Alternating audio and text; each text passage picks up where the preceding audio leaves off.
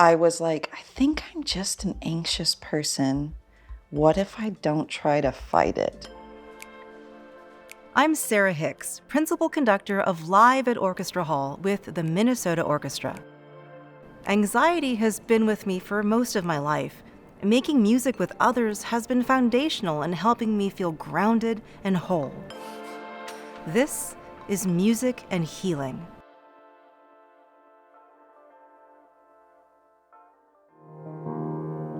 And then I think there can be some sort of break. And I think the chords could expand. Singer-songwriter Chastity Brown's vulnerabilities around her mental health are integral to her creative process. Loving you was touching God. Chastity was beginning to write new music with composer Andy Thompson for their collaboration with the Minnesota Orchestra when she came to visit. I stand here now, I'm different cut. Having known you. This song may only feel vulnerable to me, but with all the grief in society we haven't even been able to name.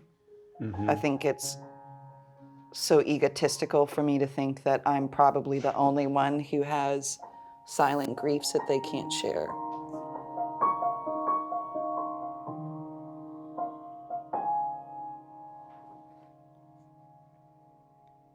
I love it. I love it. I've never played it in front of anybody.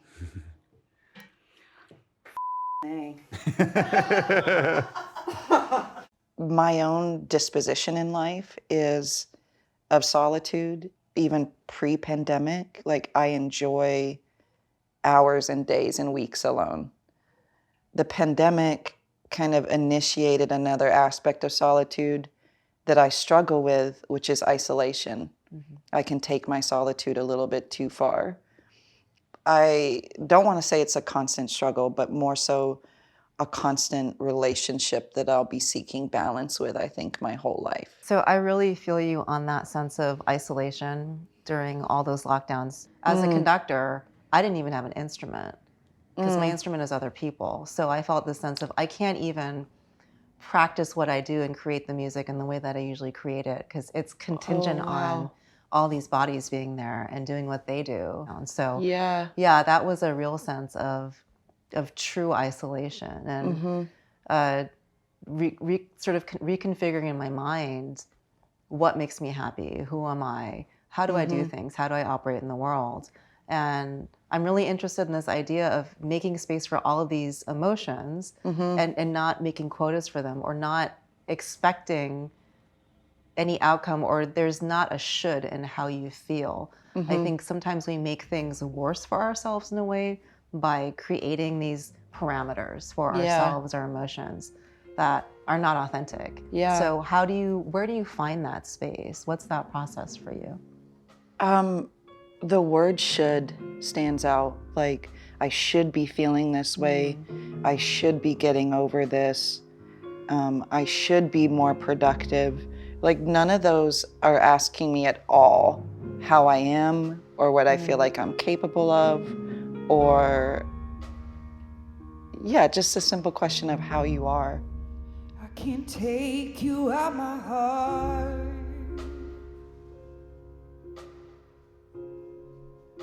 I can't take you out my mind.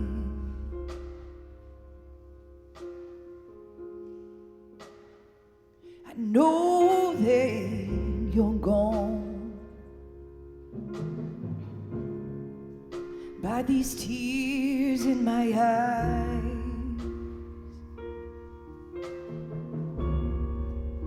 I can't take you out my heart.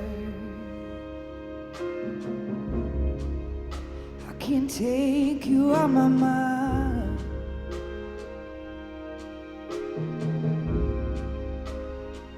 I know that you're gone. As a musician, I turned to novelists and poets, something that Carson McCullers said, as well as Joan Didion, which is like, they both were like, I don't know how I feel about anything until I've been writing. And then I am like, oh, that's how I feel about it.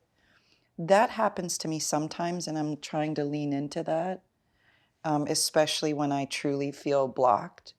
Or to be quite honest, like sometimes when I'm starting to write, the first thing that comes in my mind is how stupid I am. And it is loud. And I'll have to go for a walk or like breathe to try to push back that voice that is like, not only are you stupid, Chastity, you're about to make a fool of yourself with this song. You're going to make a literal fool of yourself, and people are going to be like, and I haven't even begun writing yet, you know, so I work through that. Sometimes it wins. I still wish there was a process. Like, I wish there was like a surefire, you've done these things, the chords are great, the beat is cool, so therefore, march on, honey. But no, it's always something different that will reveal itself as to whether or not the song feels worth sharing. Woke up from a crazy dream last night. You were in my arms, sleeping by my side. You pulled me from a dark, cold place in my mind. This love's the warmest thing to find.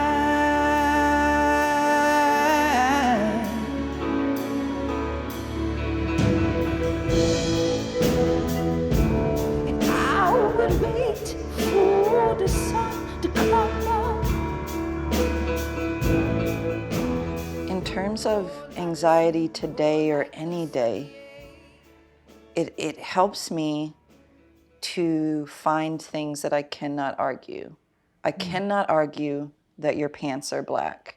And whether that seems like minuscule, those are the things that ground me. Because the anxiety feels like, if I'm having an episode, I feel like I'm leaving my body. And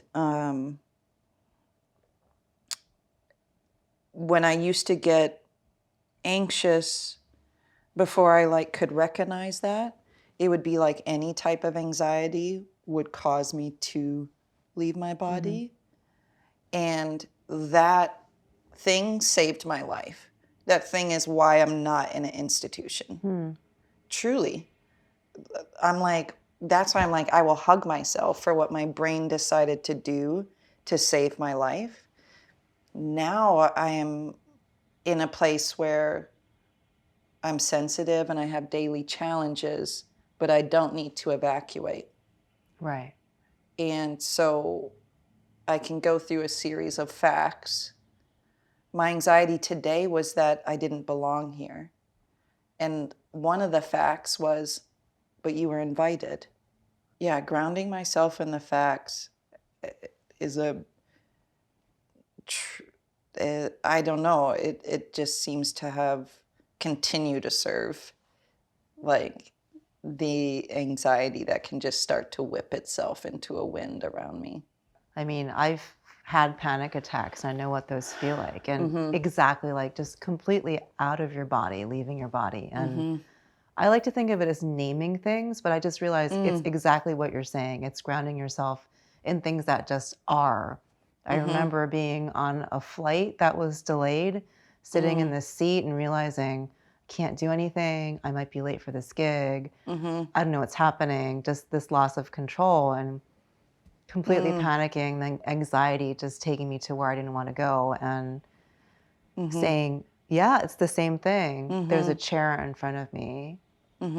There is a magazine. That magazine has 27 pages and naming things that are, which I think is bringing us back to the present. Yes. Because the truth is right now. Yeah. And I think when you realize that you're in this space right now, most of the time, now as adults able to cope with all these things, that we are in an okay space. And for me, music plays a huge part in that, because you're creating sound now, you know, and you can't anticipate the next sound because you don't hear it till it's made, you know. So for me, it drops me back into this moment.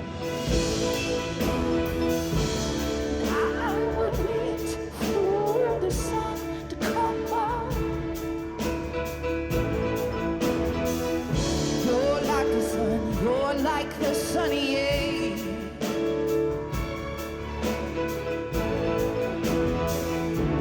I would wait for the sun to come up.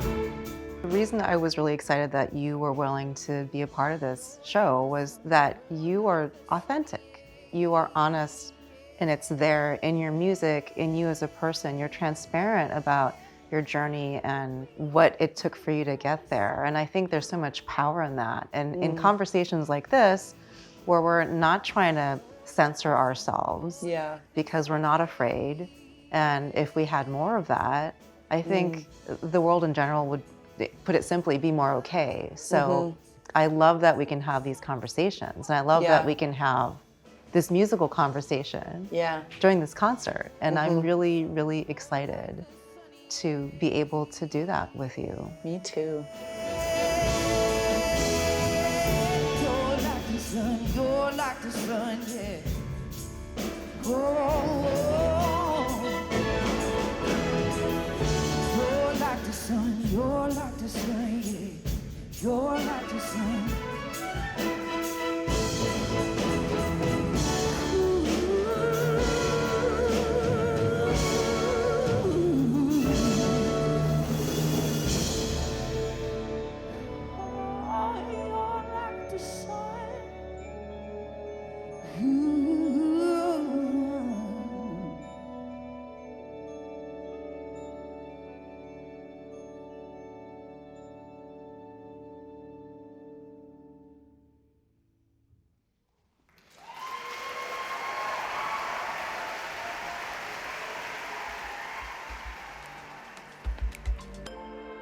Be a part of Music and Healing.